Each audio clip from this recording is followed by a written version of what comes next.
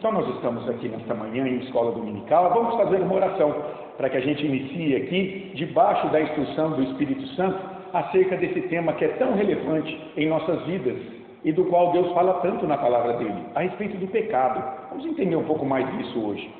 Senhor, nós te damos graças por essa manhã de vida, ó Deus. Obrigado pela graça, pela misericórdia do Senhor e nos trazer aqui no meio do teu povo, neste ajuntamento bendito, para sermos instruídos pelo Senhor mesmo, a partir da tua palavra. Ó Deus, perdoa nossos pecados, Senhor. No início desse dia, nós já queremos colocar o nosso coração, a nossa vida diante do Senhor, clamando que o Senhor tenha misericórdia de nós, que o Senhor nos habilite como um povo teu aqui nesta cidade de Nova Granada, que pela tua palavra, Deus, o teu Espírito possa nos conformar à imagem de Cristo cada dia mais, e que isso nos traga contentamento de vida, Senhor.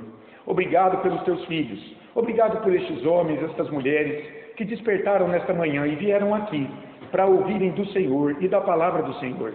Que eles saiam daqui, Senhor, contentes, alegres, gratos ao Senhor, sabendo o quanto o Senhor tem edificado a vida de cada um deles, para a tua própria glória, Senhor. Ó Deus, obrigado pela chuva que tem caído esses dias, que tem molhado a terra, que tem melhorado a qualidade do nosso ar. Ó Senhor, é o Senhor cuidando de nossas vidas em todos os detalhes. Deus Santo, Deus Todo-Poderoso, esse é o dia do Senhor. É o dia que o Senhor separou para a tua igreja adorar ao Senhor de maneira mais incisiva, Senhor. Dedicar mais a sua vida, o seu tempo, a buscar as coisas espirituais. Ó Senhor, obrigado por esta oportunidade, Deus. Recebe tudo que faremos aqui, desde manhã até o culto de logo mais. Recebe, Senhor, na mediação de Jesus Cristo, o nosso Salvador, teu Filho amado, que se entregou naquela cruz para purificar esta igreja. Obrigado, Deus, pela obra de Cristo. Aplica, Senhor, pelo poder do teu Espírito Santo, cada dia mais, o poder da cruz de Cristo em nossas vidas, em nossos corações, mortificando o pecado e nos fazendo produzir o fruto de justiça, Senhor, para a glória do teu nome, ó Deus. Ó Pai, nosso coração é de gratidão nesta manhã. Poderíamos estar em tantos lugares agora, poderíamos estar distantes do Senhor, mas o Senhor nos alcançou com graça, com misericórdia e nos trouxe aqui. Louvado seja o teu nome, Deus. Abençoa a tua igreja em Rio Preto nesta hora, abençoa as igrejas nessa cidade que tem buscado fidelidade ao Senhor também. É o teu povo aqui reunido, Pai, clamando o auxílio do Senhor, no nome santo de Jesus. Amém. Amém. Meus irmãos, o tema então desta aula, bom dia ao Júlio, João, Ana Carolina, uma alegria, viu? Tê-los aqui nessa manhã. O tema dessa aula, meus irmãos, é por demais interessante. É um tema que tem a ver com a nossa vida. Mas olha que engraçado, porque é um tema tão comum, está tão ligado a nós, mas olha o paradoxo, muitas pessoas não percebem, nem sabem sobre essa realidade espiritual que faz parte de nós. E que é feia, irmãos. E eu fiz questão de trazer uma figura bem feia. Olha aí que bicho feio esse, irmãos. Eu procurei lá assim na internet, procurando uma figura, eu digitei assim, um monstro gritando. Coloquei lá no Google, apareceu um monte de coisa. E eu selecionei isso aí, irmãos. Vocês estão vendo que ele está por trás de uma parede? Porque é isso. É um monstro que trabalha nos bastidores da vida humana. E quem revela isso para nós é Deus. Isso não é coisa dos homens, da invenção humana. Quem traz isso para nós, para o nosso bem, para o nosso crescimento, para que tenhamos essa sabedoria de Provérbios 1:7, é o próprio Deus. Ele quer mostrar para o seu povo, cuidado. Ele quer mostrar para o seu povo o que entrou na nossa vida quando nossos primeiros pais caíram no Éden. O pecado, irmãos. E nós vamos ver aqui que, embora nós fomos libertos do domínio do pecado, nós não fomos libertos aqui nesse mundo da presença dele. Portanto, esse bicho aí está em nós. E a gente vai aprender aqui um pouco mais sobre ele, para poder dominá-lo, para poder controlá-lo em nossa vida, para poder reconhecê-lo em nossos caminhos e dizer, não, isso aqui eu sei o que é. Eu sei o que é isso aqui que está conduzindo a minha vida agora. Isso aqui eu não quero mais na minha vida. Então vamos pensar um pouco sobre isso. Olha lá, o que é o pecado? Algo tão comum, mas tão separado da vida das pessoas. Essa é a nossa 12ª aula. A gente está estudando essa revista aí, ó, Feitos do Pó, Destinados à Glória, da criação à redenção. Quais são os objetivos dessa aula? Dá para ver? Dá para ler? Você consegue ler, Sabrina, daí? Você consegue ver ela aí? Dá para ver. Tá bom. Estou tentando aumentar essa letra, mas está difícil, por conta da configuração do projetor. Não, mas tá bom, dá para ler. Olha lá os objetivos dessa aula. Ao sair daqui, você vai ter isso aqui no teu coração. Você vai compreender o vocabulário bíblico acerca do pecado. Gente, tem muitas palavras que Deus revela aqui sobre isso, sobre esse pecado da humanidade. Várias palavras, a gente vai ver algumas delas, as mais importantes. Também a gente vai entender uma espécie de teologia bíblica do pecado, ou seja, verdades bíblicas sobre a essência dele e a ação dele na nossa vida. Por que muitas vezes eu faço o que eu não quero? Não é assim. Não tem vez que você sabe o caminho que você tem que seguir, mas você não consegue. Ó, você quer ver um exemplo? Meu pai fumou até a morte. Meu pai morreu com 42 anos. Morreu na cabine de um caminhão lá em Gurupi, Tocantins. Ele infartou e morreu lá. Ele fumou desde a adolescência. E os médicos viviam dizendo: seu Walter, o senhor tem que parar de fumar. E ele bebia cervejinha todo dia. Era sagrado, irmãos. Todo dia tinha cervejinha. Passava com os colegas no boteco. Um homem muito trabalhador, muito honesto. Nunca faltou pão lá na nossa casa. Mecânico de caminhão. Aprendi muito com meu pai. Mas ele não conseguia se livrar disso. Você pega um maço de cigarro, você olha atrás dele, normalmente tem a foto de uma pessoa com câncer. Horrível, não é? No nariz, na boca. A pessoa vê aquilo, ela sabe que faz mal. Mas eu te pergunto, por que ela não larga o cigarro? Você já parou para pensar nisso? Por que ela não tem esse desejo, essa disposição de lutar? Sabe o que está agindo nos bastidores da vida dela? Pecado. Esse monstro que a gente mostrou. Se não for crente, se ela for crente, agora ela vai lutar contra isso. Mas se não for crente, ela está dominada por isso aí. Ela está escravizada. Um escravo tem voz diante do patrão? Não tem. Um escravo é um servo, ele faz o que o cara mandar ele fazer. Está com um cabresto. Essa é a figura do pecado para aquele que não tem Cristo na sua vida. Ele é um escravo desse monstro. Ele é um escravo do pecado. É por isso que muitas pessoas, elas sabem o que ela precisa fazer, mas ela não consegue. Não dá. Todo fumante sabe que o cigarro faz mal. Você duvida disso? Toda pessoa sabe que o cigarro mata, traz câncer. Mas você vai falar com ele e ele fala: ai, é gostoso, me desestressa, me alivia, eu preciso. Não consegue, está dominado. É só um exemplo, tá? Você tem outras coisas que pessoas sabem que é errado, mas elas fazem. Por quê? Porque há um domínio espiritual no homem, irmãos. Quem nos livra disso? É o Espírito Santo, quando ele vem morar na pessoa. Aí você vai lutar contra isso. E pode ser que você morra lutando, mas é diferente de você morrer entregue a um mal e você morrer lutando contra ele. Porque você só enxerga e tem poder para lutar quando o Espírito vem sobre você. Jesus falou em João 16. É o Espírito que abre os nossos olhos para o pecado, para a justiça e para o juízo. Só assim, a título de introdução da nossa aula. Então, a gente tem que olhar para a Escritura como cristãos, alguém que quer um compromisso com Deus, que quer conhecer esse Deus que se revela aqui, que está chamando a gente. Nós precisamos olhar para a Bíblia e ver o que é isso? Pecado. Tem verdades bíblicas sobre a essência desse mal e a ação dele na vida humana. Então, aqui o nosso estudo está dividido numa introdução, depois a gente vai entrar nesse vocabulário bíblico do pecado no Antigo Testamento e no Novo, porque ele está aí, irmãos, nos 66 livros. Você sabe só onde não tem o pecado aqui na Bíblia? Em Gênesis 1, 2 e em Apocalipse 21, 22. Olha que interessante. Gente, a Bíblia é linda. É tudo no lugar certinho. Só não tem pecado antes da queda, Gênesis capítulo 1 e 2. Gênesis 3, já o homem caiu. E Apocalipse, os 2 últimos capítulos, que falam justamente sobre o novo céu e a nova terra, onde não habita o mal, onde não habita o pecado. Esse lugar glorioso que Deus tem preparado para os seus. Então é isso, ó, antes da queda, sem pecado. E os 2 últimos capítulos, sem pecado. O resto, 66 livros, pecado em desenvolvimento. Na vida de pessoas, em situações, em objetos defeituosos, e por aí vai. Manchou tudo. Vamos entender um pouco isso. Teologia do pecado, conclusão e aplicação. Então vamos lá. Olha, abra comigo em 1 João. Se você tem sua Bíblia aí, abra lá na primeira carta de João, lá no finalzinho, né? Pedro, João. Eu vou ensinar uma musiquinha qualquer dia para vocês guardarem os 66 livros na ordem. Tem uma musiquinha, irmãos. E música a gente grava, né? A mente é boa para gravar as coisas com música.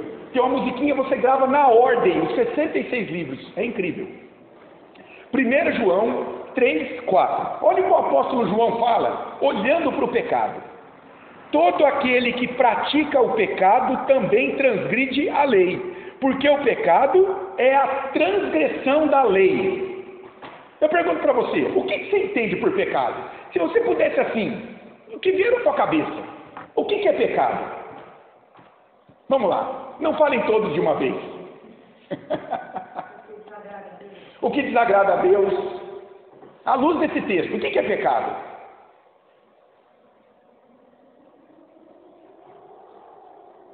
Olha o texto que João fala. Todo aquele que pratica o pecado também transgride a lei, porque o pecado é a transgressão da lei. Que lei que o pecado transgride? A lei de Deus. Opa, então o pecado é alguma coisa contra a lei de Deus. E esse alguma coisa é o quê? É uma obediência à lei? A desobediência à lei. Você sabe que os estudiosos, eles têm uma figura interessante, e é o sentido de uma das palavras no hebraico para pecado. Não sei se vocês já ouviram. O pecado é o errar o alvo. Imagina, sabe, arco e flecha? Tum. Não tem um alvo? Não tem o alvo? Você tem que acertar o alvo, né? Para ser vencedor. Pois é, imagine que o alvo é a vontade de Deus para a vida humana. O homem, com a sua vida, ele, pelo pecado, ele não consegue acertar a vontade de Deus. Então ele erra o alvo. Entenderam? O pecado é errar o alvo, é fracassar em acertar a vontade de Deus para a nossa vida. A essência do pecado de Adão, nós vimos na aula passada, sobre a queda. Foi o quê? Justamente a incredulidade no mandamento, na ordem de Deus, e na ameaça de punição da parte de Deus. Gênesis 2,17. Adão, está aqui o jardim, pode comer de tudo, só não come daquela árvore do conhecimento do bem e do mal. Por quê? Porque no dia em que dela comer, você vai morrer. Então, por incredulidade, ao ser tentado por Satanás, o homem desobedeceu a Deus, errou o alvo. Está vendo a vontade de Deus ali em Gênesis 2,17? Qual era? Me obedeça. Viva por aquilo que eu vou falar para você aqui, na comunhão que eu terei com você. Caminhe comigo, Adão. Caminhe comigo, Eva. Satanás falou, não, vocês podem ser autônomos. Deixe Deus de lado, me ouça. Está comigo a sabedoria. Foi isso que a serpente fez. Deixa isso aí que Deus falou. Então, em razão da incredulidade, a falta de fé, da confiança no que Deus havia falado, veio a punição sobre eles, a morte. E a gente viu morte física, morte espiritual, separação de Deus, morte eterna. O pecado, irmãos, então, olha, é uma terrível realidade comum a toda a raça humana. Todo descendente de Adão e Eva é pecador. Salomão tem um texto em Eclesiastes que diz assim: não há homem justo sobre a terra que faça o bem e que não peque. Não há homem justo sobre a terra que faça o bem e que não peque. Todos pecaram em Adão. Todos pecaram quando Adão pecou. Por quê? Porque ele era o nosso representante diante de Deus, no pacto das obras. Os irmãos se lembram? Olha só como é que vai fazendo sentido a coisa. Nós estávamos lá de maneira germinal, em Adão e Eva. Quando eles caíram, a raça humana caiu. E por que é o paradoxo? Bom, é algo comum, mas desconhecido. As pessoas não sabem o que é pecado. Faz um teste. Sai durante a semana, fala, essa semana eu vou falar com 3 pessoas. Eu vou fazer um teste. Eu vou perguntar para elas, escuta, você já ouviu falar sobre pecado? Ah, já. Vem de família, tem tradição, né? Eu fiz catequese até, quando eu era criança, sim, eu sei. Então me fala, o que é pecado? Você vai ver a dificuldade. As pessoas não vão falar.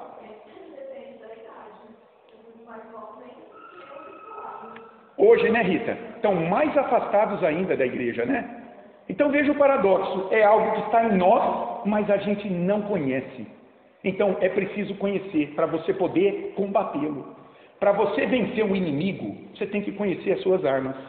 Vocês sabem como era no passado, no Antigo Oriente? 2 exércitos iam guerrear. Isso é legal. Como que era a tática de guerra? Cada um deles enviava um mensageiro para o inimigo. E ele ia dar uma sondada. Primeiro ele ia tentar um tratado de paz. Se não tivesse paz ali, então ele ia dar uma sondada para ver.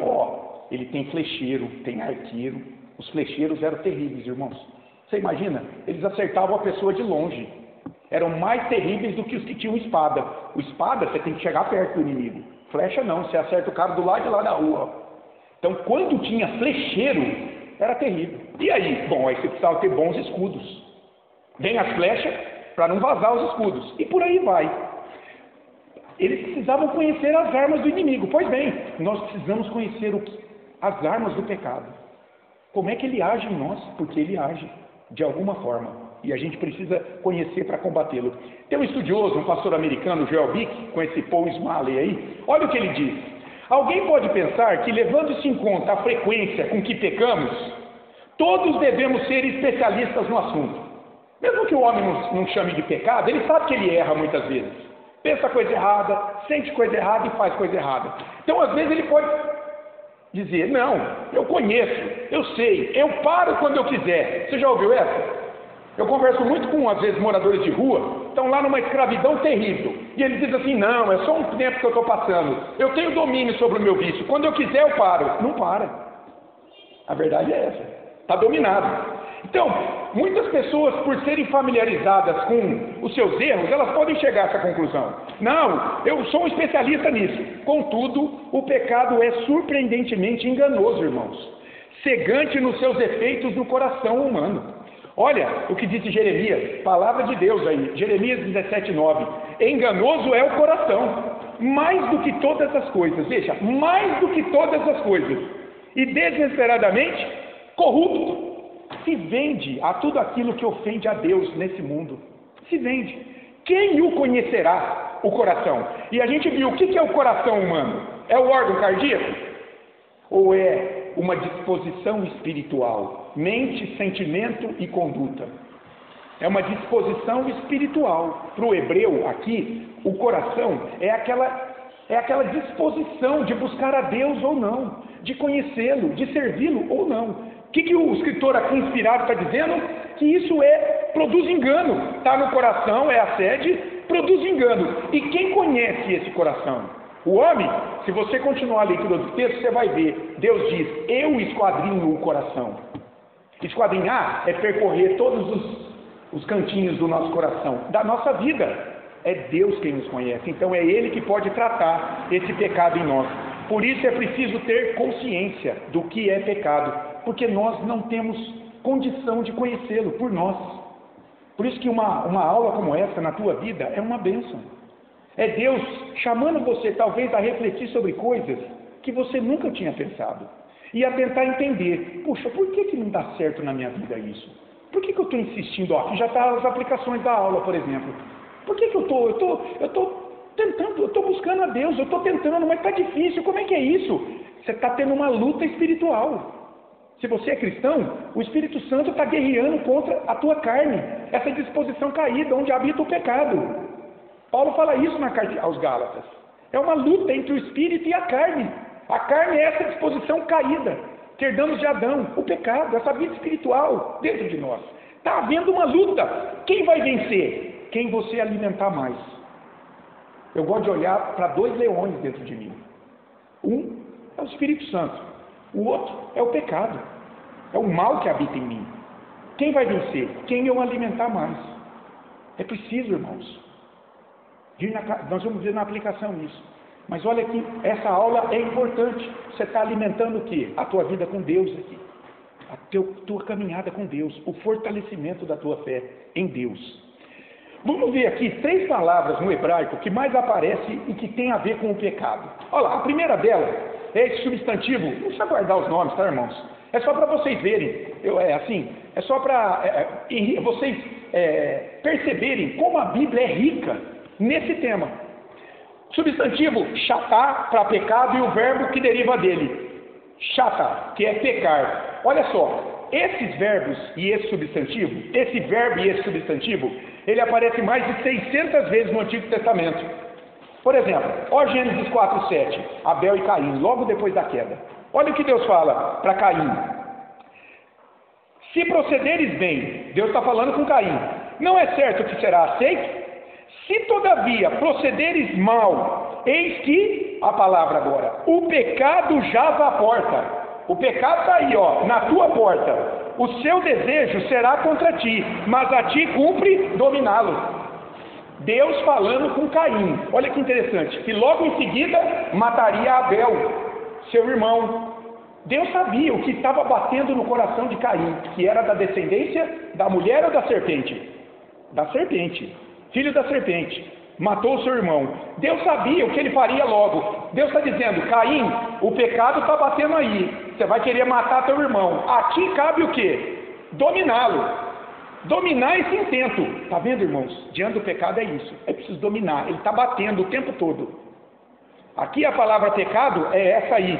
Chatá, esse substantivo. E olha Isaías 6:7. Vou ler para você. O profeta Isaías, né? Cerca de 8 séculos antes do nascimento de Cristo, profetizando ali o cativeiro de Judá, Isaías 6:7. A palavra é usada de novo. Com a brasa tocou a minha boca e disse, é Isaías dizendo, né? Deus purificou ele do pecado. Eis que ela tocou os teus lábios. Agora, a tua iniquidade foi tirada e perdoado o teu pecado. Novamente a palavra aí, chatá. Qual é o sentido aqui dessa palavra? Errar o alvo. Qual é o alvo aqui? A vontade de Deus para suas criaturas expressa na sua lei. Eles erraram o alvo. Caim errou o alvo quando resolveu desobedecer a Deus. Tem um servo de Deus, um pastor, o Roequima, ele diz o seguinte: a ideia transmitida por essa palavra é a de errar o alvo, exprimindo o pensamento de que toda transgressão, olha só, é um fracasso humano. Quanto a quê? Quanto à maneira que Deus quer que os seus filhos vivam. O pecado nos leva a fracassar em obedecer a Deus. É isso. O pecado... agora uma coisa importante. O pecado aqui, nessa palavra aqui, ele não é um lapso, um descuido. Ele é algo intencional. Ele é algo intencional, irmãos, porque acreditem nisso. Eu e você, nós não somos tão maus quanto nós podemos ser, em razão do pecado. Quem nos refreia a maldade é a graça de Deus. Isso com toda a humanidade, crente ou não. O crente tem o Espírito Santo refreando. E o incrédulo, o ímpio, ele tem o que a gente chama de graça comum. O que é a graça comum? É o amor e o cuidado de Deus, cuidando da sua criação. E tem um texto bonito lá no Evangelho, Jesus explica isso. Ele fala, não nasce o sol sobre crente, sobre incrédulo. A chuva não abençoa o campo do incrédulo também? Por quê? Porque é Deus cuidando daquilo que Ele criou. Isso não é salvação, isso não é graça salvadora, isso é uma graça comum, que Deus derrama como Criador de todas as coisas. Então, Deus tem reprimido, refreado a maldade no coração dos homens, das suas criaturas, para que eles não sejam tão mal quanto eles possam. Então, sempre há esperança, não é? É Deus cuidando de todas as coisas, né? Porque senão a gente se perderia facilmente. E olha que interessante, por que o pecado é um erro intencional, em última instância? Porque todo incrédulo, mesmo que não conheça a Escritura, ele conhece Deus. A gente viu isso em Romanos capítulo 1. Onde é que Deus se manifesta a todo mundo que Ele criou? Na criação natural. Primeiro, Paulo fala em Romanos capítulo 1, de 18 a 32. Primeiro, Deus se revela na criação. Ele revela no colorido de uma flor, no nascimento perfeito de uma criança. Ele se revela num pôr do sol esplendoroso. Ele se revela no verde brotando da grama após a chuva, uma grama seca que agora está viva. Paulo diz, os atributos invisíveis de Deus, o seu eterno poder, a sua divindade, está sendo expresso ali. Mas não só ali Deus se revela, na criação geral. Deus se revela, na consciência do homem. O que é a consciência humana? Que diz para ele, mesmo sem ele conhecer os mandamentos, você não pode roubar, você não pode matar alguém. Todo mundo sabe que isso é errado. Por quê? Ele não conhece Êxodo 20, onde Deus revelou aqui, Porque a lei de Deus está gravada na consciência, no coração do homem. Uma vez, eu já disse para os irmãos, uma vez a Sara, ela tinha 3, 4 anos. Ela chegou em casa com um lápis bonitinho, que ela achou no chão do berçário, que era de uma outra criança que tinha caído, e ela trouxe para casa. E falou: papai, peguei isso aqui. Aí eu expliquei para ela: olha só, chamei a Carol e expliquei, falei: tá vendo, Carol? Aí o pecado, trabalhando nos bastidores. Por que ela veio toda falar que tinha pegado e se podia? Eu não ensinei para ela nada sobre furto, nada sobre roubo. Da onde brotou essa consciência dela de que aquilo podia ser errado? A lei de Deus, irmãos, está gravado em todas as pessoas. Todo mundo presta conta da sua vida no travesseiro. Vocês já ouviram isso? Não tem, ninguém escapa. O mais desprezível dos seres, ele sabe que ele está vivendo uma vida ímpia, que ele vai prestar contas do que ele está fazendo a Deus um dia. O homem faz o quê? Deus se revela a ele. Ele rejeita Deus, Paulo vai falar, e coloca um ídolo e vai buscar adorar esse ídolo para conseguir felicidade. Isso é fruto do quê? Do pecado na vida desse homem. Primeiro substantivo. Olha o segundo. Pecha, substantivo, pacha, verbo. Isso aí significa transgressão e transgredir. O sentido é o de rebelião à vontade de Deus aqui, quando usa esse substantivo. Ou seja, é um desafio à autoridade de Deus. É o que o diabo fez com Adão e Eva. Desafiou a autoridade de Deus. Olha em Êxodo 23, 21. Eu vou ler para vocês. Êxodo 23, 21. Deus está prometendo aqui a posse da terra para o povo. E enviou um anjo, para que o anjo dele fosse adiante do povo, guiando. E olha o que Deus diz: guarda-te diante dele e ouve a sua voz. E não te rebeles contra ele, contra esse anjo. E se você der uma olhada no versículo 20, esse anjo está com A maiúsculo, que muitos estudiosos defendem que é o próprio Cristo pré-encarnado aqui. Guarda-te diante dele e ouve a sua voz, e não te rebeles contra ele. Por quê? Porque não perdoará a vossa transgressão. Está aqui, é a palavra pecha usada. Pois nele está o meu nome. O nome de Deus está nesse anjo, né? Deus só pode compartilhar o nome dele com quem é da essência dele. Então aqui, um apontamento aqui para a segunda pessoa da Trindade, Jesus pré-encarnado. O sentido então dessa palavra, irmãos, é de rebelião à vontade de Deus. Terceiro, olha que curioso, olha o terceiro substantivo para pecado no Antigo Testamento. Vocês lembram dessa palavra de algum lugar? Quem nunca usou um Avon, hein? Você já usou, Ana, alguma coisa da Avon? Minha mãe, você já usou, Maria? Sabrina, Alisete, Rita, Patrícia, os meninos também ou não?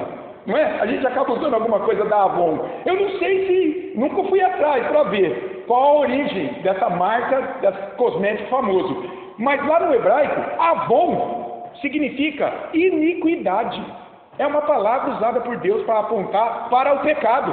E o sentido dessa palavra é é pesado, irmãos. O sentido é de um mal moral que torna a pessoa passível de punição por Deus. Irmãos, eu não estou dizendo para você parar de usar isso aí, hein? Estou dizendo que eu nem sei o que está por trás dessa marca, desses cosméticos. Estou só fazendo um paralelo com o vocábulo bíblico para iniquidade, tá? Aqui na Bíblia significa um mal moral. Torna a pessoa passível de punição. É a palavra usada lá em 1 Reis 8:47. Quer ver? Salomão, né? 1 Reis 8. Salomão está edificando o templo ali. 1 Reis 8:47. Olha aqui o que diz Salomão.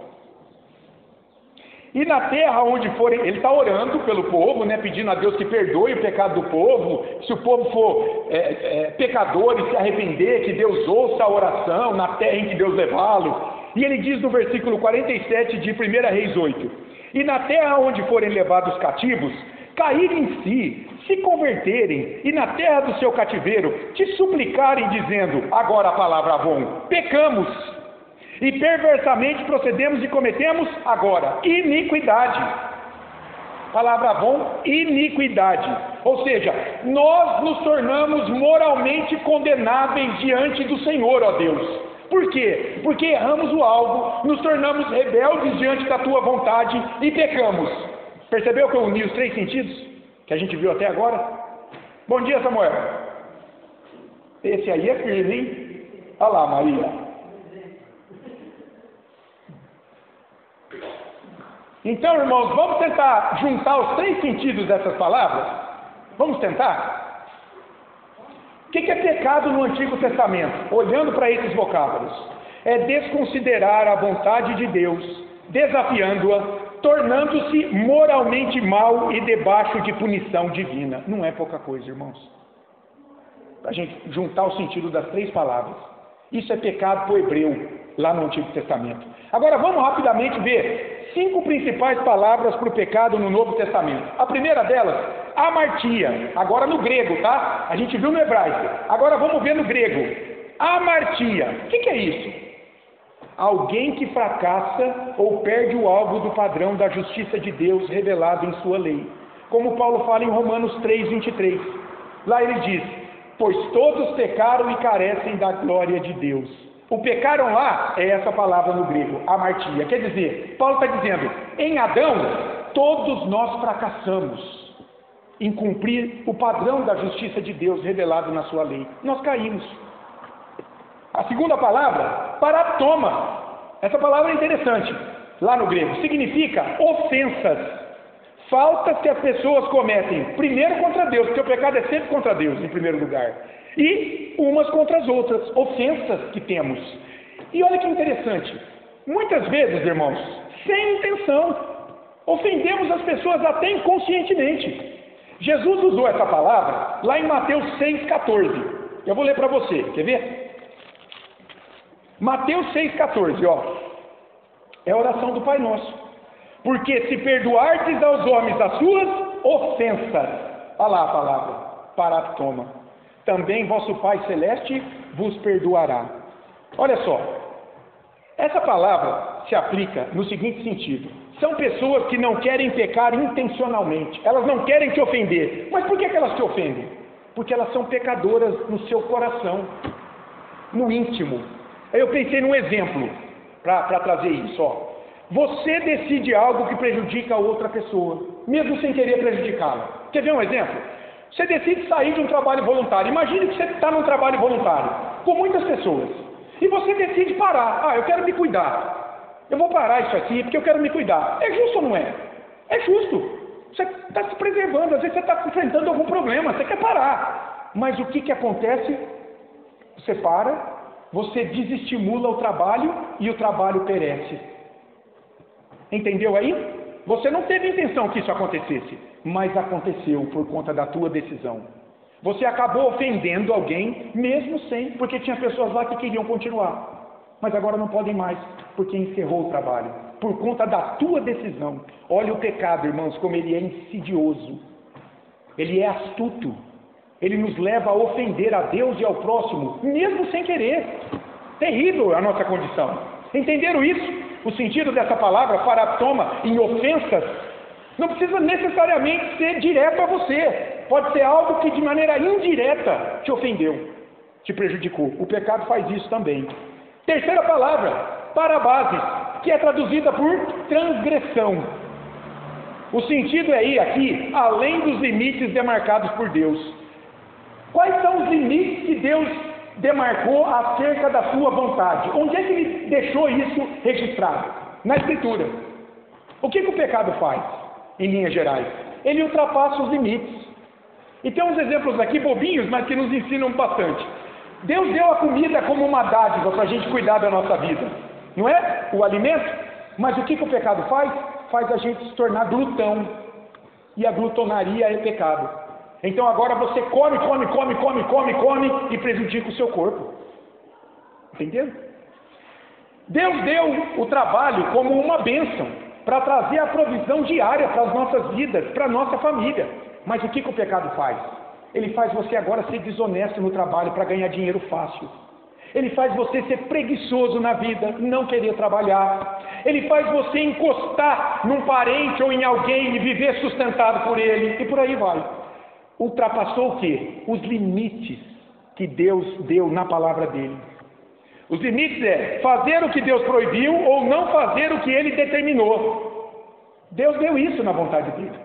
Um pai faz isso com seus filhos, não faz muitas vezes? A gente tem a nossa vontade para os nossos filhos. E nós gostaríamos que nossos filhos respeitassem a nossa vontade, não fosse além dos limites, para não sofrer consciências danosas. É o sentido dessa palavra parabases para pecado. O pecador, ele vai além da vontade de Deus, ou ele fica aquém dela. Ele faz o que Deus proibiu, ou ele deixa de fazer o que Deus mandou. Ou ele vai além, ou ele fica aquém. É o sentido dessa palavra. Aqui, ele é consciente e intencional, como por exemplo, lá em Romanos 2, 26. Paulo usa essa palavra lá, parabases. Romanos 2, 23. Olha o que ele diz. Tu, que te glorias na lei, desonras a Deus pela transgressão da lei. Ele está censurando os judeus, que se achavam um povo escolhido, e foi o povo escolhido de Deus, para os quais Deus revelou a sua lei, mas eles achavam que, tão somente por Deus ter revelado a eles a lei, eles poderiam viver de qualquer jeito, confiando na frieza da lei, da letra da lei. Paulo está dizendo, vocês estão enganados, vocês estão condenados por essa lei que vocês se gloriam, porque vocês são pecadores e não cumprem essa lei. Vocês transgridem a lei, e de maneira consciente e intencional. Hebreus 9,15 usa a mesma palavra. Hebreus 9,15.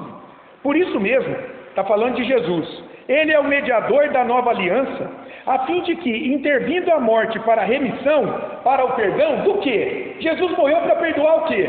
As transgressões que havia sobre a primeira aliança, recebam a promessa da eterna herança àqueles que têm sido chamados. Jesus morreu justamente para perdoar as nossas transgressões, para que o pecado que nos levava a ir além ou ficar aquém daquilo que Deus determinou na sua palavra, fosse apagado de nossa vida. A palavra ali, no escritor de Hebreus 9,15, é parabases. Uma quarta palavra, essa eu gosto, anomia. Anomia é traduzida como iniquidade e significa ausência de lei. Lá no grego, esse prefixo a no grego significa sem, e ali nomia vem de nomos. Nomos é lei. Então sem lei.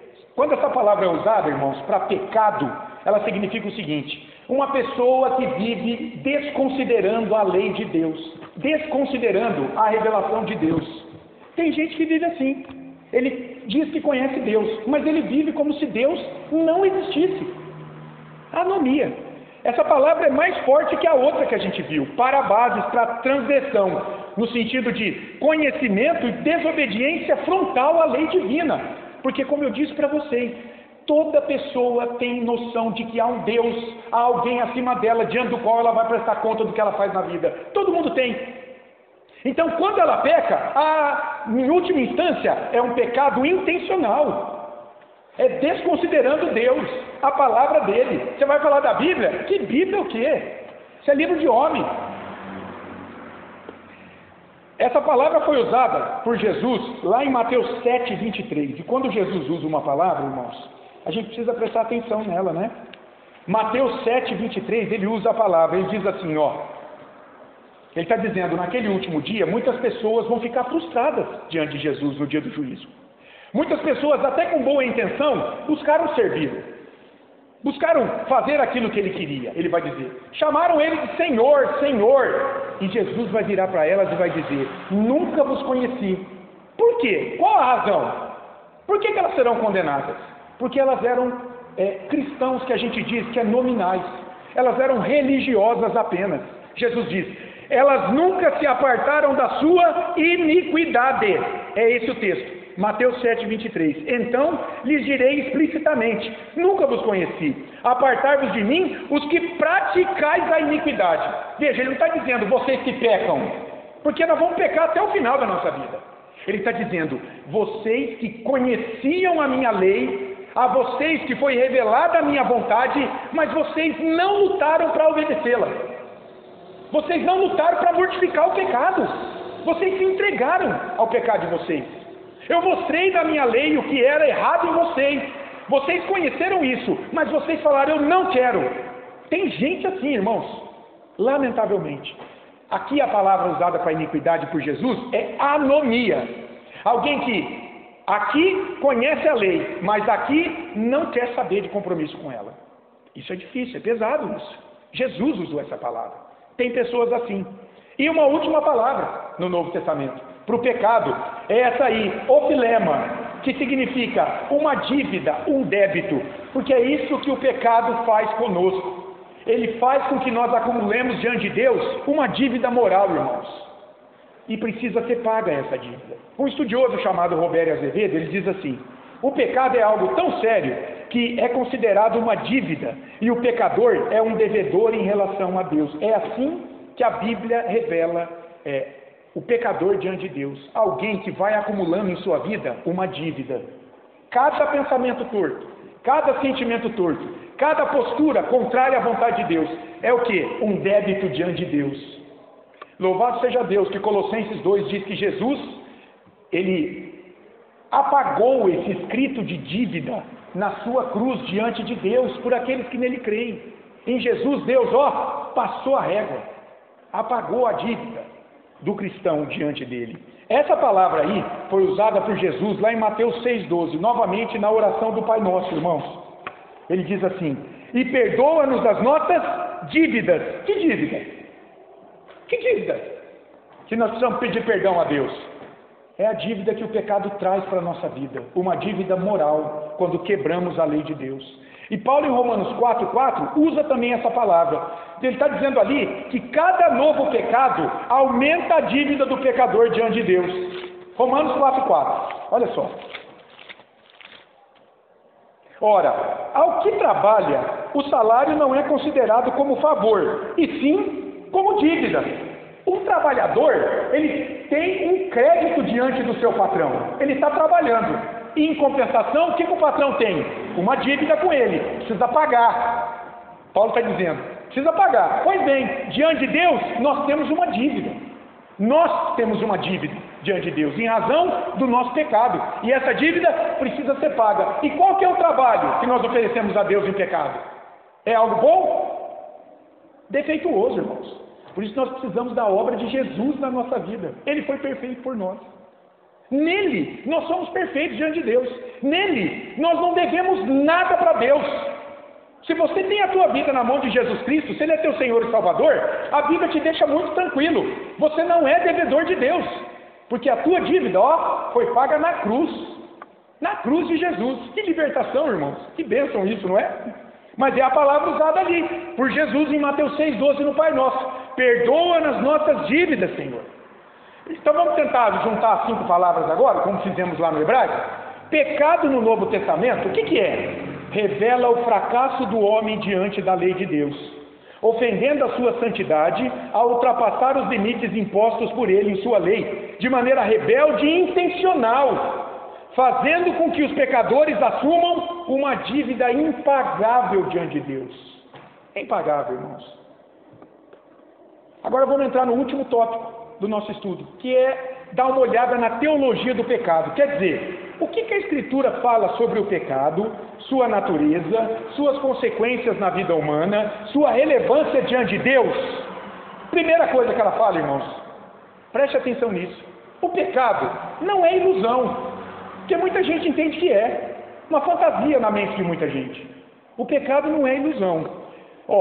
Um filósofo, Spinoza, ele conduziu a essa ideia. Lá no passado ele disse o seguinte: o pecado é uma ilusão, resultado de uma ignorância ou desconhecimento sobre as causas que movem nossas ações, e não de uma tendência inerente ao mal. Ele está dizendo o seguinte: nós pecamos por falta de conhecer Deus, por falta de conhecimento da lei de Deus. Se eu conhecesse, eu não pecaria. É isso que ele está dizendo. Olha só, o homem peca, desobedece a Deus, não porque ele é mau moralmente, não porque no coração, na sua essência ele é mau, mas porque ele desconhece o que o move a agir mal, a errar em sua vida. Então, o pecado é questão de ignorância, e não de moralidade, e não de espiritualidade caída. É o que ele está dizendo. É uma ilusão, então. Uma vez dado ao homem o conhecimento de que precisa praticar o bem, a ideia de pecado se dissolve. E ele faz o que agora? Ele se torna apto a praticar o bem. Entenderam isso? Aí vem uma escola da psicologia. Está tudo ligado na história, irmãos. A psicologia, ela tem uma história, chama-se comportamentalismo de Skinner, ou behaviorismo, porque behave em inglês significa comportamento. Eles pegam essa ideia desse filósofo e eles dizem assim, ó, a visão humanista do pecado. Não, peraí, irmãos. Deus odeia o pecado e o imputa ao homem. Não é isso aqui. O que eles fazem com essa ideia de Spinoza? Tá bom. Então, se o problema é de conhecimento de Deus, da lei de Deus, o que eu devo fazer, então é só eu dar o conhecimento ao homem. Então significa que o comportamento do homem, em última instância, ele é determinado pelo que acontece externamente a ele. Coloque esse homem numa boa escola, dê a esse homem educação, dê a esse homem boa base moral, e ele vai ser, diante de Deus, ele vai agradar a Deus por si mesmo. Entenderam? Que terrível isso? O problema não é interno, o problema é externo. Por isso que ele se comporta mal. Ele não foi educado. Eduque ele e Deus vai aprová-lo. É isso que eles dizem. Não. A Bíblia diz o seguinte: essa é uma visão humanista do pecado. Por quê? Porque, irmãos, Deus odeia o pecado e o imputa ao homem. Foi isso que ele fez conosco quando nossos primeiros pais pecaram. Por que eu respondo diante de Deus em pecado? Porque eu sou descendência de Adão e Eva. Porque o pecado deles passou a mim. É o tal do pecado original. Porque Deus, na sua justiça, decidiu colocar Adão e Eva como nossos representantes diante dele. E de fato eram. Nós estávamos lá de maneira seminal neles. Nós não existíamos assim como você é. Mas de maneira seminal, germinativa, eu e você estávamos lá com eles. Nós viemos dele na carne. E se eles pecaram, nós pecamos. Isso não é justo. Muitas pessoas dizem isso. Mas foi Deus que determinou, irmãos. Então, diante de uma palavra dessa, ou você aceita ou não. Infelizmente, é assim. A Bíblia nos desafia muitas vezes, de muitas maneiras. Mas é a palavra de Deus. Nós cremos pela fé. Que é Deus revelando isso por nosso bem. Então, a Bíblia diz que Deus odeia o pecado e o imputa ao homem. E sabe qual é a maior razão de que o pecado não é a ilusão? Não é uma ilusão, não é coisa da mente. Não pode ser resolvido pelo homem? Olha para a cruz. A cruz mostra que o pecado não é ilusão. Porque Deus precisou enviar o seu Filho para morrer pelo nosso pecado. Como que pode ser uma ilusão? Uma abstração? Uma criação dos homens? Se o Filho de Deus sofreu na cruz? Olha o nome Jesus em Mateus 1:21. O anjo falou lá para Maria, ele vai se chamar Jesus. Por quê? Porque Jesus significa Salvador. Está escrito lá em Mateus 1:21. O nome dele será Jesus, porque ele salvará o seu povo dos seus pecados. Porque é isso que o povo de Deus precisa ser salvo. Da ira de Deus pelos seus pecados. A gente vai falar mais isso no sermão dessa noite. Dentro de Romanos, capítulo 5. Jesus veio nos salvar da ira de Deus por nossos pecados. Como que o pecado pode ser uma ilusão? Não tem jeito. O pecado é uma realidade terrível, irmãos. Segundo lugar, o pecado não é uma realidade eterna, como muita gente diz. Não, o pecado começou no tempo, com a queda dos nossos primeiros pais. Por que é importante saber disso? Porque tem uma filosofia pagã chamada dualismo. O que o dualismo sustenta? Sempre sustentou. E hoje está aí em muitos filmes, livros, na cultura. Que sempre existiu duas forças eternas, digladiando entre si, pelo controle das coisas. Então, o bem e o mal. A luz e as trevas. Olha que interessante. Quer ver? Você quer ver uma coisa? Muitos filmes, eles trazem essa dicotomia, esses dois poderes. E muitas vezes, até o mal vence em muitos filmes. Dualismo. Olha o Star Wars. Star Wars mostra a luz e as trevas. Gente do bem e gente do mal. Com igual condição de vencer. Com igual condição de vencer. Olha Batman. Vocês já pararam para pensar? Por que Batman é chamado de Cavaleiro das Trevas? Não é isso? Por quê? Não é isso? Não é o Cavaleiro das Trevas? Batman. Meus irmãos, nas trevas, onde não habita a luz, pode haver alguma coisa boa? Mas o filme coloca algo bom nas trevas. O Batman. Uma luz nas trevas. Isso não é sem propósito. O que está por trás disso? Esse conceito do dualismo. Sempre houve duas forças eternas, o bem e o mal, com iguais poderes. Qualquer um deles pode vencer. Qualquer um deles pode se tornar bom, como as trevas do Batman, que é bom para a humanidade. Entenderam isso? Pode falar, Léo. Nessa ideia do filme e cultural geral, isso ajuda um pouco a ficar mais perto, porque o pessoal pensa que tanto faz servir a Deus no mundial, é tudo coisa. Isso aí, Alaís. Esse é o ponto, Alaís. A pessoa não vê distinção nenhuma. Mas fala, tanto faz, para que eu vou me ver? Exato, não precisa de nada disso. Também é uma coisa que vocês estão mesmo nas trevas, você é salvo. Porque João 8,12 ele diz que eu sou a luz do mundo. Quem me segue não anda em trevas, mas é ele a luz do mundo. Então, irmãos, o pecado não é eterno, Deus é eterno. Eternidade é um atributo exclusivo de Deus. Gênesis capítulo 1, 1 e 2, já apresenta Deus ali. Olha que interessante. A Bíblia não se presta a mostrar a existência de Deus. Tem gente que fica discutindo isso. Não, mas eu quero que você me prove a existência de Deus. Meu irmão, Deus é pressuposto. Deus aparece em Gênesis 1, criando. Pá! Parou para pensar nisso? Ele já aparece criando. Por quê? Porque só Ele é eterno. Ele já existia na eternidade quando ainda nada havia. Tudo mais decorre da ação dele. Na filosofia eles dizem, Ele é o motor que causa a realidade. Deus é o motor que está por trás de tudo que existe. Então veja, o pecado não é uma realidade eterna como Deus, ele não é uma força eterna. Ele começou ali, na queda. O pecado é bem com a queda. Paulo fala isso lá em Romanos 5,12, né? Romanos 5,12. O pecado vem, faltou o verbo aí, com a queda do homem. Ali nasceu. Terceiro lugar, o pecado, irmãos, não é uma substância, uma coisa, uma matéria. Ali eu mostrei aquele monstro como uma figura dele, mas o pecado é uma perversão, é uma deprovação das boas criaturas de Deus. No final ali no início de Gênesis capítulo 2, antes da queda, o que Deus diz sobre tudo que ele havia criado? Que era bom. Tudo que Deus criou era bom, era algo deleitável, até o pecado entrar e depravar e perverter aquilo que Deus havia criado. O pecado, irmãos, é um poder que corrompe moralmente a mente, as emoções e a conduta humana. Ele corrompe o coração, o que você é no mais profundo do teu ser.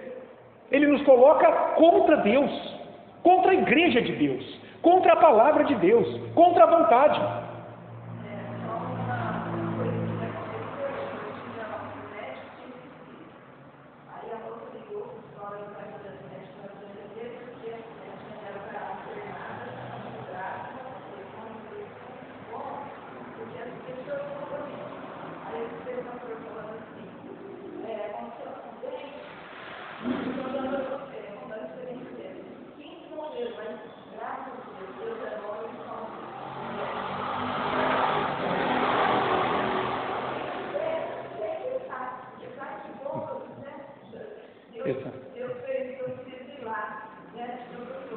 Isso, Rita.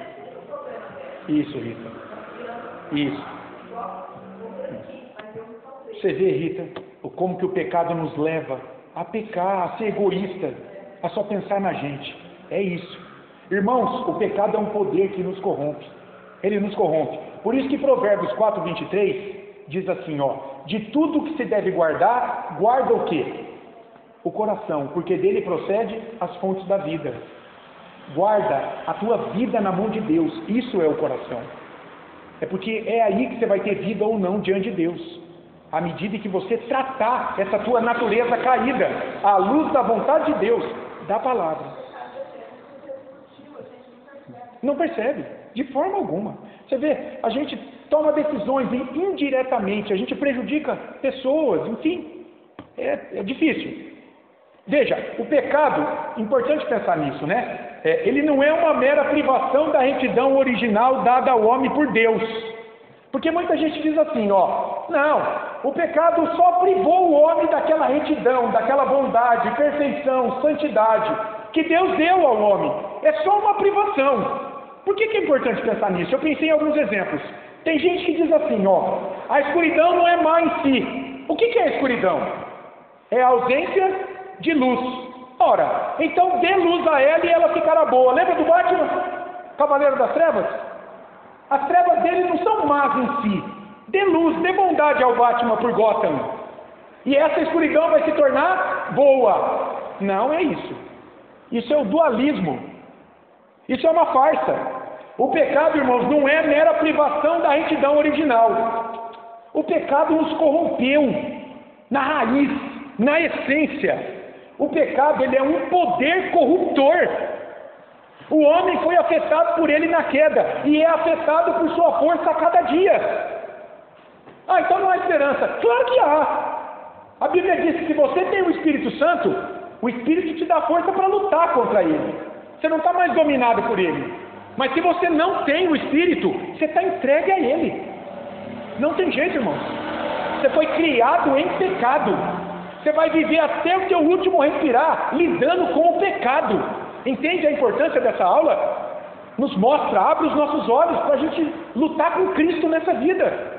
Buscar o Espírito dele, conhecer a palavra dele.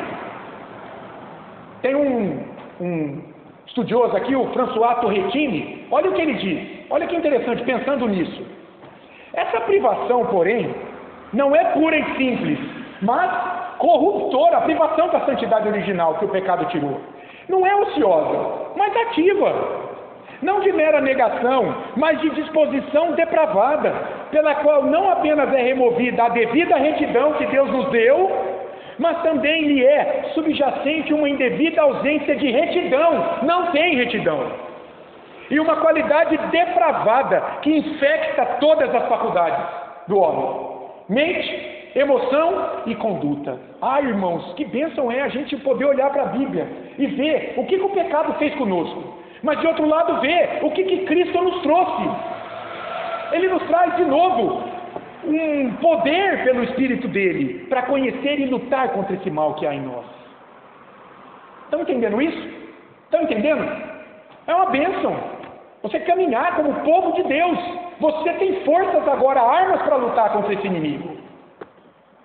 Em quarto lugar, o pecado possui caráter absoluto, irmãos. Não há meio termo aqui, entre bem e mal. Ou se está do lado do bem, ou do lado do mal. Não há zona cinzenta na vida das pessoas. E isso é interessante, não é? Porque tem gente que diz assim, e eu entendo esse tipo de pensamento. A pessoa fala, não, mas meu vizinho é bom demais, ele é melhor do que muito crente que eu conheço. Mas, meu caro, se ele não tem Cristo como Senhor e Salvador da vida dele, ele está do lado do mal. Vocês conseguem entender isso? Se ele morrer sem Cristo, ele vai para o inferno. Ele vai para um tormento eterno, com todas as boas obras dele. E o crente? O crente está lutando contra o seu pecado. Ele teve os olhos abertos para isso, que Deus condena. E agora ele está lutando para caminhar com Deus, para lutar contra as suas mazelas. Isso faz toda a diferença, irmãos. Não há zona cinzenta. Ó, quem não está com Jesus nesse mundo, está contra ele. Ele diz, quem comigo não ajunta, espalha. Quem não é por mim, é contra mim. E pensar em Jesus é pensar na obra de Jesus destronando o pecado na nossa vida. Tirando o pecado do nosso centro e colocando o Espírito dele em nós. O Luiz Berkoff, ele diz assim, ó, um ser moral bom não se torna mal por uma simples diminuição da sua bondade, mas somente por uma mudança qualitativa radical, por uma volta ao pecado. Então o pecado não é um grau menor de bondade, mas é a maldade positiva, maldade total, maldade absoluta, na vida de quem não tem Jesus, irmãos. Olha que interessante. Alguém não se torna melhor por você dar um pouquinho mais de bondade a ele. Alguém não se torna pior por você tirar um pouquinho de bondade dele. Não! O homem em pecado é absolutamente mau. É isso que a Bíblia diz. Embora ele, pela graça comum de Deus, às vezes faça coisa boa, mas isso não vem dele. Isso vem da graça comum de Deus, cuidando dele. Tem muito incrédulo que vive melhor do que crente. Tem vida muito melhor. Por quê? Porque é a graça comum de Deus cuidando dele. mas não se engane, ele está condenado pelo pecado dele se ele morrer sem Cristo. No dia do juízo, ele será condenado pelo menor pensamento pecaminoso dele. Enquanto um crente que pecou em sua vida, mas lutava contra o pecado, em Cristo Jesus, será habilitado como povo de Deus. Naquele dia, o pecado não é um grau menor de bondade, é uma maldade positiva, irmãos. Lá em Mateus 10, 32, 33, olha o que diz Jesus. É palavra de Deus, irmãos. Mateus 10, 32, 33.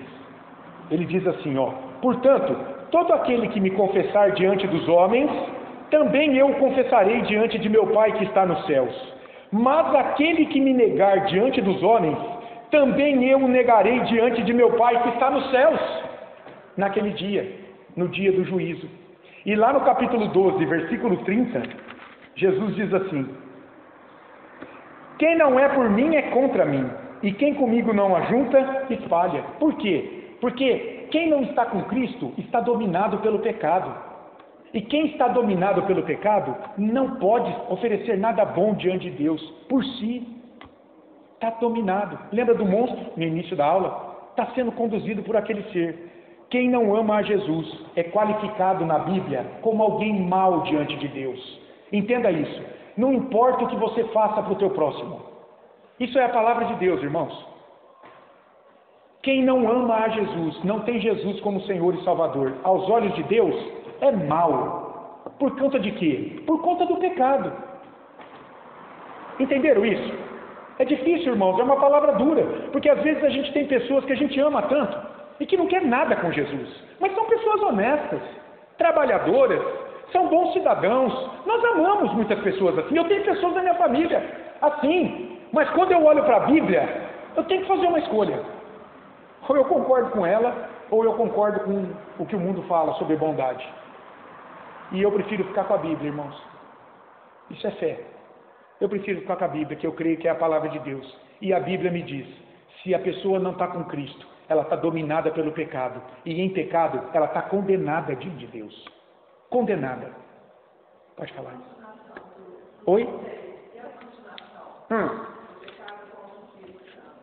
Você viu? O contexto aqui é a blasfêmia contra o Espírito Santo, né? O contexto que ele está trazendo aqui é a blasfêmia contra o Espírito Santo. Ele está dizendo para aqueles fariseus que não estavam com ele, que estavam atribuindo a cura que ele havia feito a Beelzebul, a Satanás. E Jesus está dizendo, vocês dizem me conhecer, mas vocês não creem na minha divindade, de que eu vim do Pai, e estou aqui manifestando o poder do reino, curando esse homem. Essa é a blasfêmia, né? Vocês estão atribuindo essa cura não ao Espírito Santo, vocês estão atribuindo essa cura a Beelzebul, ao Satanás. E vocês não estão comigo, então vocês não estão ajuntando para o reino, vocês estão espalhando. Está nesse contexto da blasfêmia do Espírito Santo, não é? Irmãos, em quinto lugar, está terminando. Olha quanta coisa a gente está aprendendo aqui sobre pecado. O pecado tem sede aonde? Qual é a casa do pecado? A Bíblia diz muito claramente, é no coração. E o coração não é o órgão cardíaco, é a natureza caída do homem, herdada de Adão. É o mais profundo do que somos. Vou ler alguns textos aqui rapidamente. Antes do dilúvio, Deus olha ali para a humanidade. Olha como estava o homem antes do dilúvio. Gênesis 6:5. Viu o Senhor que a maldade do homem se havia multiplicado na terra, e que era continuamente mal todo o desígnio do seu coração. A sua natureza em pecado havia se tornado continuamente má. Provérbios 4:23, a gente já falou, de tudo que se deve guardar, guarda o coração. Coloca ele nas mãos de Cristo, porque dele procede a tua vida. E Mateus 15:18-20. Jesus diz assim, ó. Mateus 15, de 18 a 20. Isso aqui é tremendo. Eu estava conversando com uma senhora outro dia, e ela começou a falar como ela era boa, como ela ajudava as pessoas. Que bom isso. Graças a Deus por esse ativismo dela, né? Mas como ela era boa, como ela se bastava. Ela não era cristã, mas ela estava firme. Ela, estou com Deus, estou firme, eu sou boa. Jesus é um exemplo para mim. Ele é um exemplo na cruz para mim, só isso. Estou bem, estou caminhando. E eu pensei nesse texto e eu li para ela. Olha o que Jesus falou que está no coração dela. Ele disse assim, ó. Mas o que sai da boca vem do coração, e é isso que contamina o homem. Porque do coração procedem maus desígnios, homicídios, adultérios, prostituição, furtos, falso testemunho, blasfêmias. São estas as coisas que contaminam o homem. Ela ficou quieta. O pecado, irmãos, não é percebido pelas pessoas. Elas se acham cheias de justiça diante de Deus. Sem Cristo, isso aqui está dominando a vida delas. Da raiz, do pé até o último fio de cabelo. Mas elas não se dão conta. Então, cabe à igreja mostrar isso para as pessoas, para que elas abram os olhos. De que elas não vivem assim, vida aprovada diante de Deus, não. Aos homens, elas podem, mas diante de Deus, não. Isso significa que, primeiro, o pecado não tem a ver apenas com influências externas. É aquilo que eu falei para vocês lá do comportamentalismo de Skinner, que é o pai dessa escola da psicologia. Eles dizem assim: eu sou mau porque o meio é mau. Então, se eu viver dentro de um bom meio, em um bom ambiente, eu vou ser educado, Deus vai gostar de mim. Não. A Bíblia diz que o pecado não tem a ver com influências externas. O pecado é algo interno. Outra coisa, o pecado não está na alma, como muitas pessoas dizem. Sabe, lembra quando a gente viu a questão da dicotomia e da tricotomia? O que nós somos? Corpo, alma e espírito, os tricotomistas. Ou então nós somos corpo, alma ou espírito. E nós vimos aqui que, no final das contas, nós somos uma unidade complexa, formada de uma parte material, o corpo, e uma parte imaterial, que à luz da Bíblia pode ser alma ou espírito. São palavras intercambiáveis, mas tem gente que não pensa assim. Tem gente que diz assim: não, a alma é a sede do pensamento, da razão, das emoções.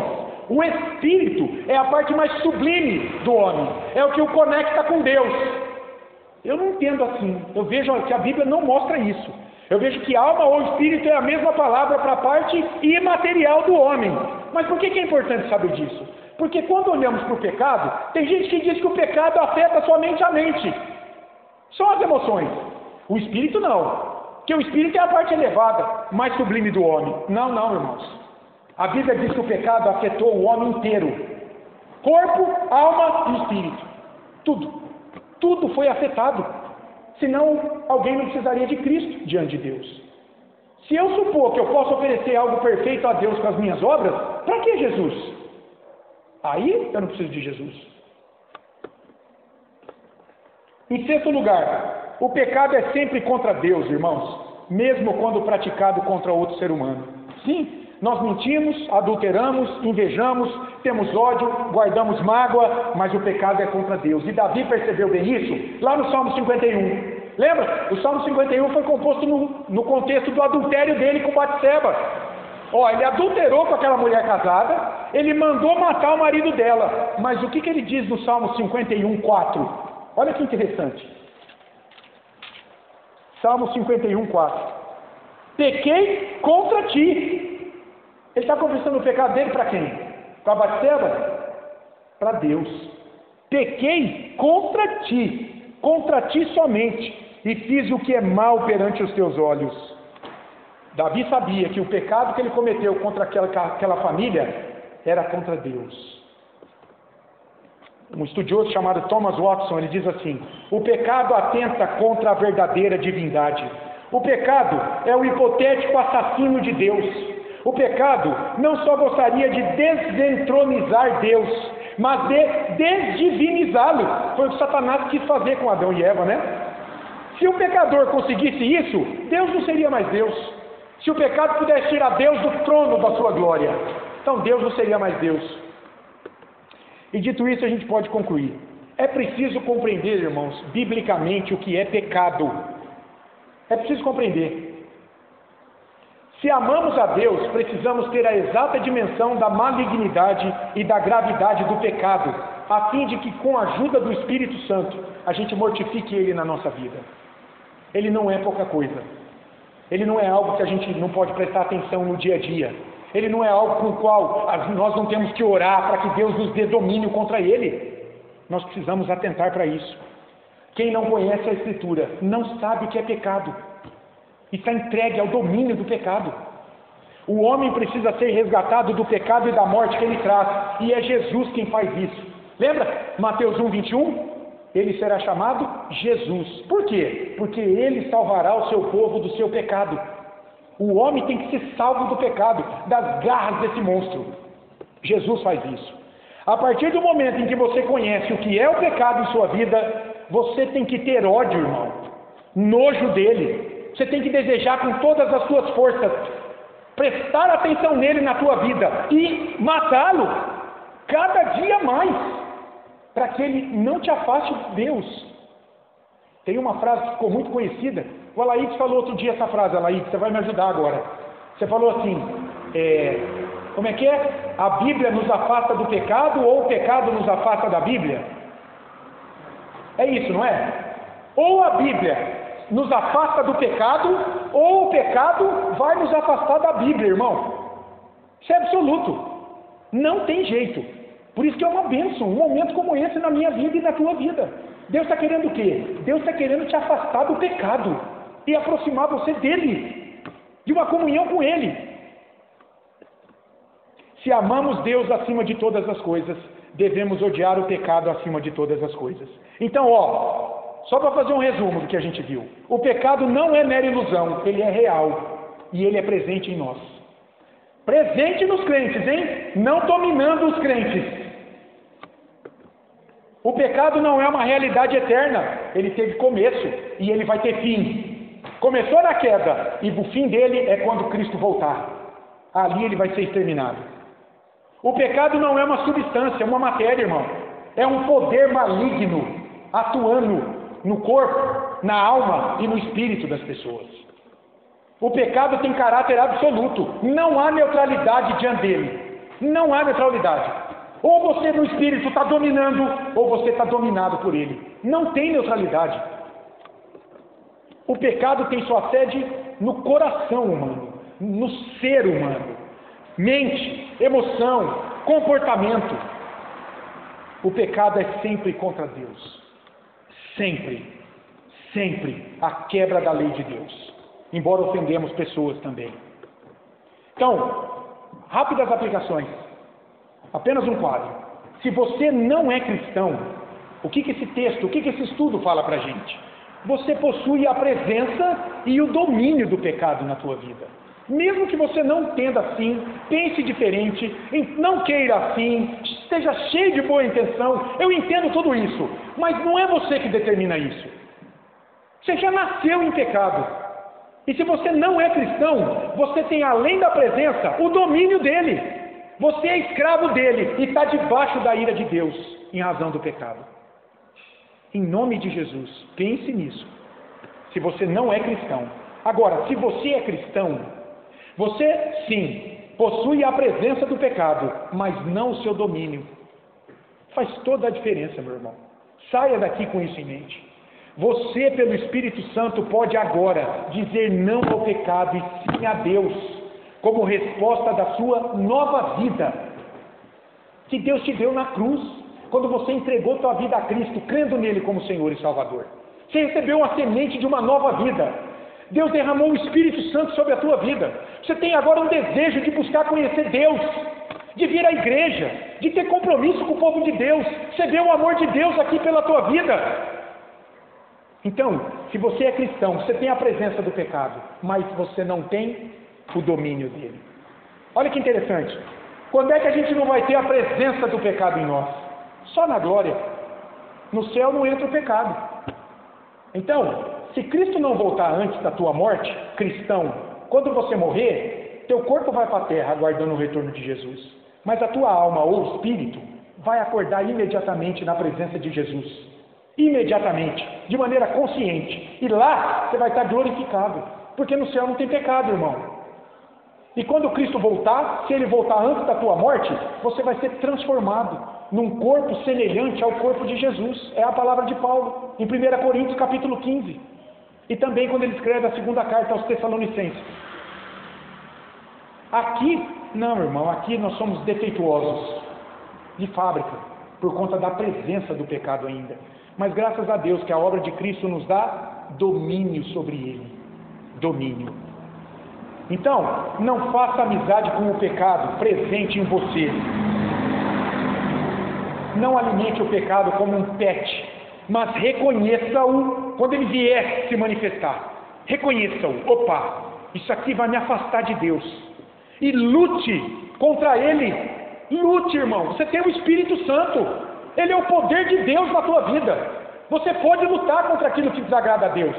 Você não vai ser perfeito, e nem Deus espera isso de você. Deus não espera que a gente seja perfeito. Perfeito foi o Filho dele por nós. Ele espera o quê? Que a gente seja fiel ao que ele fez pela gente na cruz, ao Espírito presente em nós. E lute. Você vai melhorando um pouquinho a cada dia, a cada semana. Vai lutando contra isso. Como que você vai lutar? Os meios de graça que Deus te deu. Oração, leitura bíblica, presença no culto, no estudo, participar do sacramento da ceia do Senhor, comunhão da igreja, o amor aqui demonstrado, são meios de graça para que a gente lute contra o pecado e vá se tornando cada dia mais parecidos com Jesus. Então, ame mais ao Senhor e odeie mais ao pecado em sua vida. É preciso fazer isso. Você pode fazer isso pelo Espírito Santo. Você pode. Independente da circunstância, irmão. Independente do que está ao teu redor. Você foi reavivado pela chama, pelo fogo do Espírito Santo. Isso não é pouca coisa. Você é um novo homem. Você é uma nova mulher no Espírito. E o pecado, ele não tem mais domínio sobre a tua vida. Amém? Alguém quer falar alguma coisa, irmão? O que vocês acharam? Claro, Juarez. Uma pergunta. E ó, eu posso dizer eu não sei, hein? Eu posso dizer eu não sei.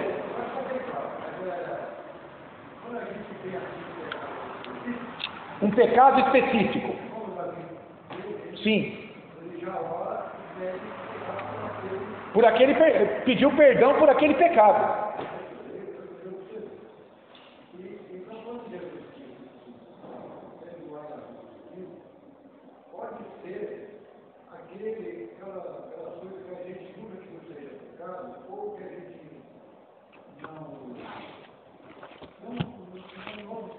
Sim. Sim. Sim. Sim. Isso. Exatamente. É isso. Sabe por quê? Porque a gente peca até de maneira inconsciente. Como falou a Rita. A gente nem percebe que a gente está pecando. Não é? Então ali está a nossa confissão. Sempre que possível, eu sempre digo isso para as pessoas. Dê nome ao pecado. Porque isso confronta a nossa arrogância, o nosso orgulho. Chegue diante de Deus e fala: Senhor, eu me conheço, tem misericórdia de mim. Eu sou arrogante muitas vezes, eu sou orgulhoso muitas vezes.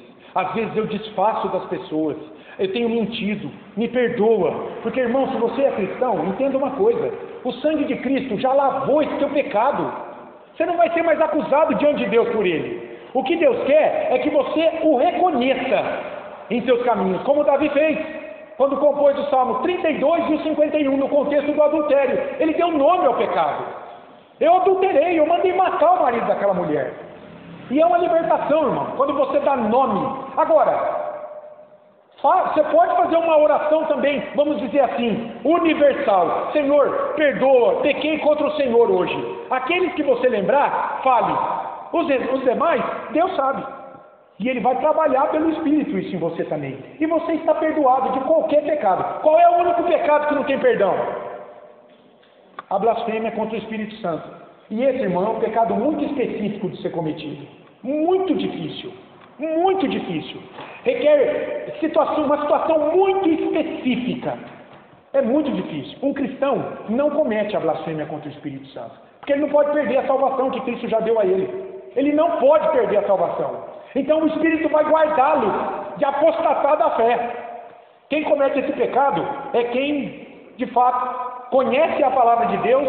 Portanto, aqui já fica a primeira dica: a blasfêmia contra o Espírito Santo não é cometida por quem não conhece a Escritura. Cometeu por descuido, por ignorância. Não. Bom, não era nem o tema, mas quem é que estava questionando o poder do Espírito Santo atuando em Jesus, curando aquele homem? Eram ignorantes ou era a liderança religiosa? Eles eram o quê? Conhecedores da lei ou não? muito conhecedores. Isso é um erro grave. Para cometer a blasfêmia, em primeiro lugar, você tem que conhecer a palavra de Deus. Você tem que saber o que você está se voltando contra. Você não pode ser ignorante diante dela. Porque não seria justo, né? Deus não salvar alguém por ignorância? Não. Ali eram os religiosos, a elite que conhecia a lei, que disse assim: não quero você, Jesus. Eu conheço a lei, eu vejo o Messias aí em você, mas eu não quero. Ou seja, é uma escolha deliberada e consciente em negar Jesus, a suficiência e o poder dele na vida de alguém. É alguém que conhece Jesus e diz assim: eu não quero. Opa, aí você está na blasfêmia do Espírito Santo. Aí sim, tem muito mais coisas para a gente falar sobre isso, mas fiquem com isso. Esse pecado, irmão, ele precisa ser consciente. Ele não pode ser, ele não é sustentado por qualquer ignorante da palavra de Deus. Não, o contexto lá era de gente que sabia muito da Bíblia. E mesmo assim, disseram: eu não quero você na minha vida. Tem gente por aí assim, irmãos. Tem gente por aí que você conversa, a pessoa já foi de igreja, muito entendido da Escritura, mas em determinado momento falou assim: eu entendi tudo isso aqui, e eu não quero isso aqui na minha vida. Isso é blasfêmia contra o Espírito Santo.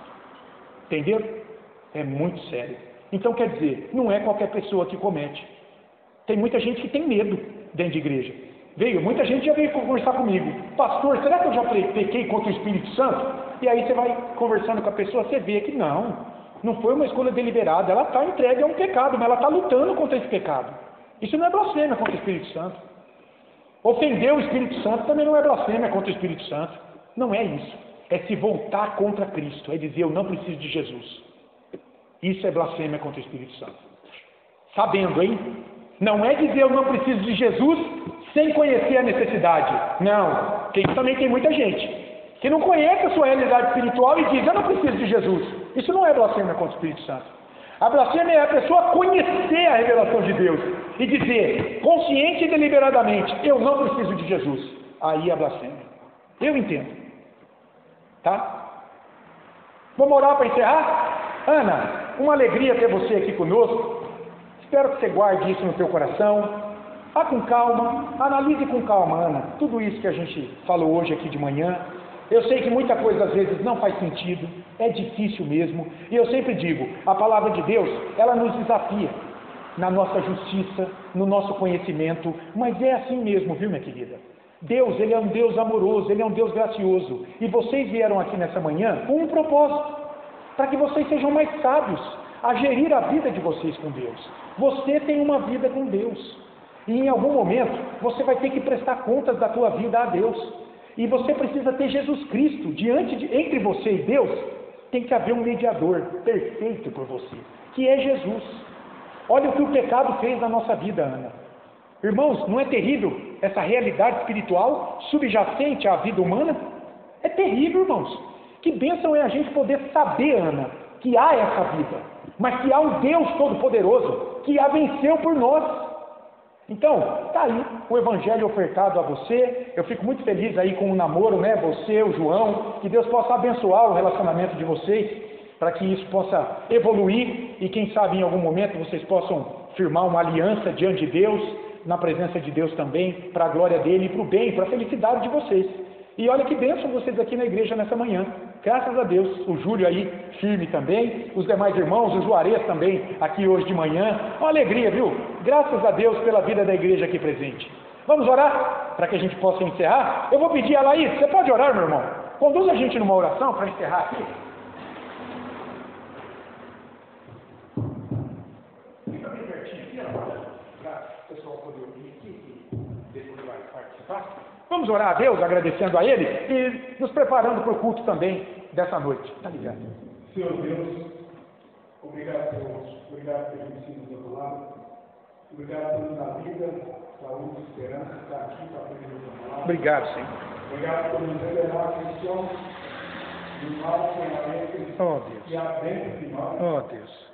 E com a sua graça, o Senhor nos ajuda. Obrigado. A envelhecer esse quadro. Amém. Porque os seus filhos da vida vão ter o Espírito Santo. É verdade, Senhor. E e o teu Espírito Santo habitando na vida da tua igreja, do povo, com certeza nós já somos vencedores. Aleluia. Mas sabe da nossa parte, nós não tinha condição nenhuma É verdade. nem de receber, nem de vencer, nem de lutar contra os nossos pecados. É verdade. Ajuda-nos. Ajuda-nos. Somos imperfeitos, Ajuda-nos. fracos, mas a passamos em ti. Aleluia. Até agora nos sustentou, nós cremos, como disse a tua palavra, o Senhor completará essa obra. É verdade, Senhor. Obrigado. Guarda-nos nesse dia. Guarda-nos. Traga-nos ao culto à noite. Amém. Amém. E juntos aprender mais. Amém. Pessoa do trabalho da igreja. Amém. Trabalho das crianças. Ô, Senhor. Todo trabalho para a casa do Senhor, em nome de Jesus. Amém. Amém. Bom domingo aos irmãos.